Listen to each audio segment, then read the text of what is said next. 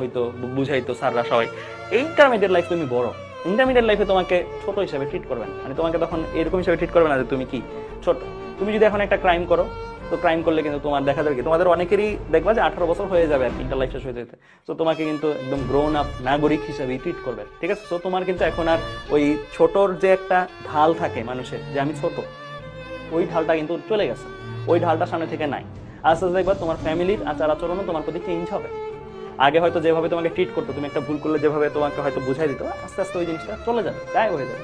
এটাই reality. And এই জিনিসটা তোমরা যত দ্রুত অ্যাকসেপ্ট করো, তত দ্রুতই তুমি কি ম্যাচিউর হবা অ্যান্ড ভালো কিছু করতে পারবে, ঠিক আছে। সো এই কথাগুলো বললাম এই কারণে যে তোমাদের কমেন্টের প্রেক্ষিতে যে তোমরা আস্তে আস্তে পড়ার লেভেল বাড়াও।